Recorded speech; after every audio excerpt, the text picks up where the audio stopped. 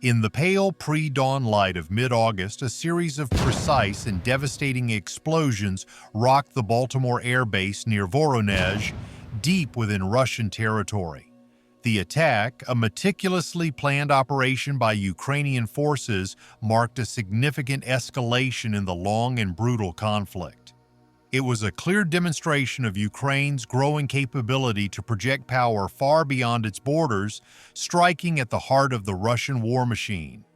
For the Kremlin, it was a stark and unwelcome reminder that the war it had initiated was no longer a distant affair confined to the fields and cities of its neighbor. The reverberations of this strike would be felt not only in the shattered hangars and smoldering wreckage of the airbase, but also in the strategic calculations of both sides and the increasingly tense international arena. The target, the Baltimore Air Base, was not just any military installation. It was a key hub for Russia's 47th Guards Bomber Aviation Regiment, a unit that had been actively involved in launching airstrikes against Ukraine. The base was also protected by the 108th Anti-Aircraft Missile Regiment, equipped with the formidable S-300 air defense system, a weapon that was supposed to make such an attack impossible. The Ukrainian strike, therefore, was not merely a tactical victory, it was a symbolic one, a direct challenge to Russia's much-vaunted air superiority and its ability to protect its own critical military assets. The planning for the operation had been months in the making, a complex intelligence and military endeavor that involved a combination of satellite imagery, signals intelligence, and human sources on the ground. Ukrainian military intelligence had painstakingly mapped out the layout of the airbase, identifying the locations of key assets, including the S-300 radar systems, the command and control centers, and the aircraft shelters. The weapon of choice for this audacious raid was a new generation of long-range attack drones, indigenously developed by Ukraine's burgeoning defense industry. These were not the small, off-the-shelf drones that had characterized the early stages of the war, but sophisticated unmanned aerial vehicles with significant payload capacity and advanced navigation systems that allowed them to fly low and fast, evading Russian radar detection. The drones were launched from concealed locations within Ukraine, their flight paths carefully chosen to exploit gaps in Russian air defenses. As they neared their target, the drones communicated with each other, forming a swarm that could overwhelm the S-300 system. The initial wave of drones targeted the 76N6 detection radar and the 30N6 targeting radar, the eyes and ears of the S-300 battery.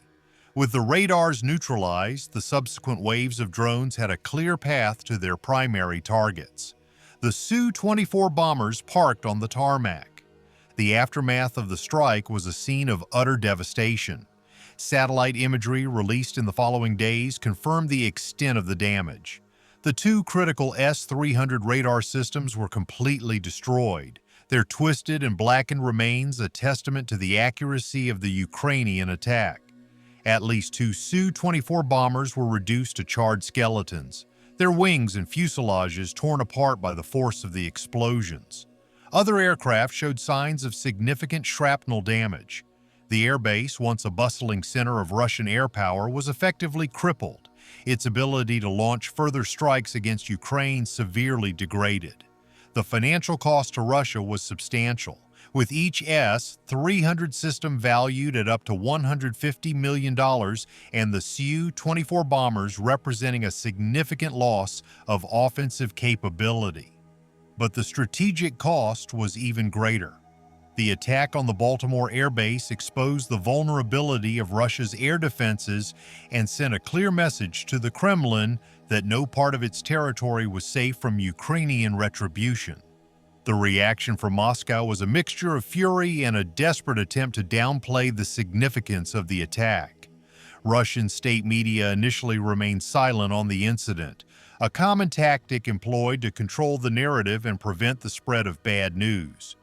When they finally did acknowledge the strike, they presented a heavily sanitized version of events, claiming that their air defenses had successfully intercepted most of the Ukrainian drones and that the damage to the airbase was minimal.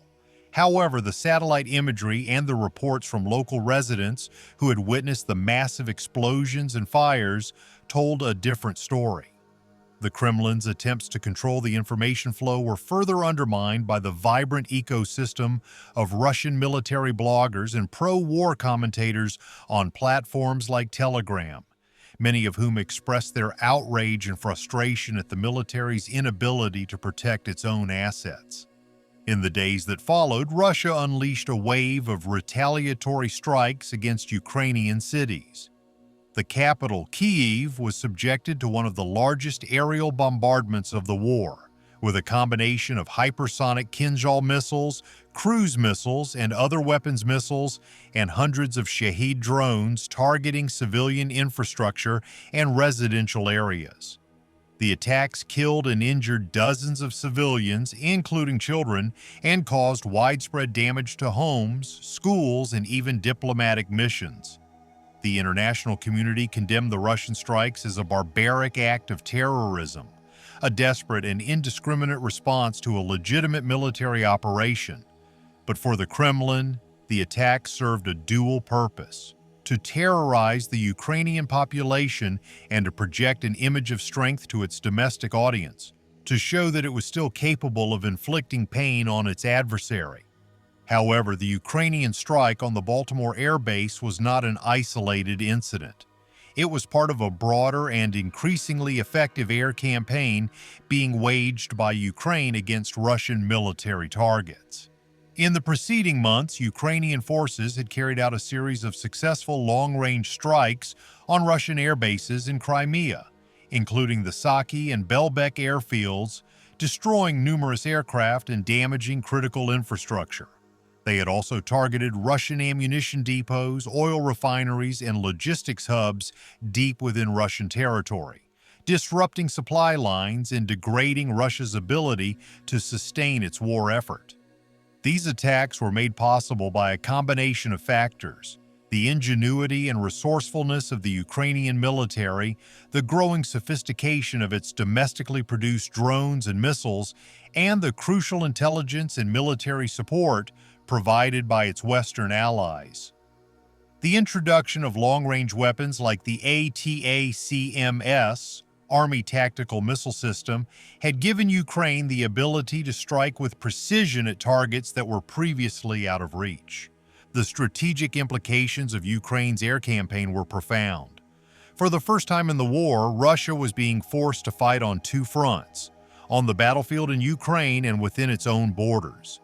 The constant threat of Ukrainian strikes was forcing the Russian military to disperse its aircraft and relocate its command and control centers, making its operations less efficient and more vulnerable.